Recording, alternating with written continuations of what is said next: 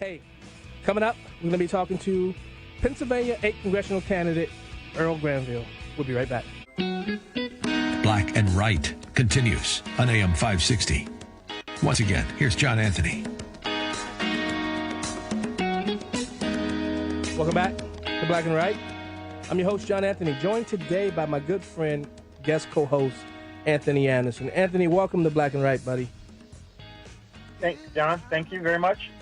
You having fun yet? Oh, yeah, absolutely. Absolutely. Always. You know, I love talking to people who are running for office, especially those first-time people that are running for office who are doing this out of love for country. I was so happy when a friend of mine, Jameson contacted me and said, "Hey, I got somebody I need you to interview for me. He's out of Illinois, but I really think you're going to be really impressed by him."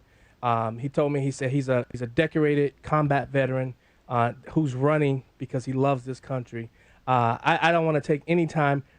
8th Congressional, out of Pennsylvania, 8th Congressional candidate Earl Granville. Welcome to Black and Right. How you doing? Thank you so much for having me, John. Hey, no problem. Hey, anytime Jameson tells me to put somebody on, I got to put him on. How about that? Good dude right there, man. You got a good friend. Yeah, and when he told me about your story and about who you were, I want you to just tell a brief, give us about a minute about who Earl Granville is and why should people send Earl Granville to Congress from the 8th Congressional District in Pennsylvania. Absolutely. So, John, I'm born and raised in just outside of Scranton, Pennsylvania, and my twin brother and I, Joe, we joined the military right out of high school. While we were in basic training in Fort Benning, Georgia, to become infantrymen, the horrible acts of 9/11 happened. So this wasn't about college, just for fighting for our country right here. And Joe and I, we deployed to Bosnia together. We volunteered for Iraq. Both re-upped their contracts over there. Then I volunteered for Afghanistan and lost my leg from a roadside bomb. Wow. Went through rehab, got my independence back. Life was good. Moved back to Pennsylvania from Walter Reed RP Medical Center. More tragedy happened. My twin brother, Staff Sergeant Joe Granville, while he was on active duty, he took his own life. Oh. Heavy times, ladies and gentlemen. And that, losing my leg was easy. Losing my brother was just destroyed me. Yeah. So this brought me to get over these horrible circumstances. I saw myself volunteering quite a bit in my community and working for charities and nonprofits that help wounded and disabled veterans, just like myself, find their purpose once again, not letting their disability define who they are.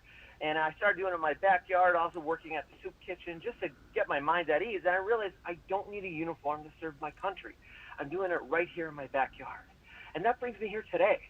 Being a leader in my community for a little while now, I see some of the issues we're faced with, and I thought I'd just put myself forward to this blue-collar area of northeastern Pennsylvania, and with my ideas of helping make this place, my own backyard, a better place to live.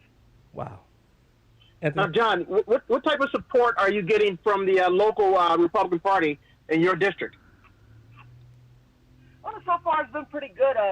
I've got some support from the local Republicans here and the local GOPs, and it's very well. They try not to get too involved in it because we still have primaries right now, but the support from the people has been amazing right now, and it's we have a few carpetbaggers that try to come in here and take this district over, but my name ID and just the work I've done in the community, you're going to see my service in this community and society here in Scranton, Pennsylvania. It crosses party lines, and I'm the one that's going to take out Matt Cartwright in the general election. As always. And I'll tell you right now, just from experience, it helps to have a formidable grassroots operation in place because in the end, the grassroots are going to be the one to push you over the top against any candidate, especially an incumbent candidate in a primary that you may be at uphill battles in, for sure. Absolutely. I agree with you 100%. And I'm a long resident here in the 8th District of Pennsylvania, and like I said, I'm well known in the community, and this is going to help me move forward and just make this northeastern Pennsylvania better. What it is right now. Hey, Earl. I hear that you some members of the Trump clan. You had conversations with them. How did that go? Not a whole lot of chatting with them, but what I did have with them, I have support with the NRCC. House Minority Leader Kevin McCarthy's already endorsed me as well. I'm on the Young Guns program. Oh, wow. As we're moving forward, we have a lot of momentum here with these primaries coming up, and it looks like I'm going to be the candidate to take on Matt Cartwright in the general election. And so far, it's been very, very good here. Now, have you had some recent polling, any data on the polls and where you at in regards to this race? We have not gotten polling yet.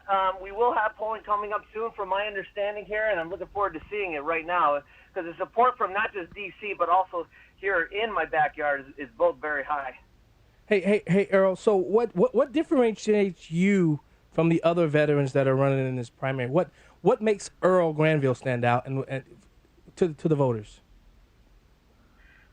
Like I said before, unfortunately, the other veterans, they're not from this area. They carpetbagged in here, and just my line of work within the community, even right now during this COVID crisis that we're dealing with, I'm working at soup kitchens and food pantries like Five Loaf House in Pocono Pines in Monroe County, and Dinners for Kids program in Luzerne County, right in Wilkes-Barre, Pennsylvania.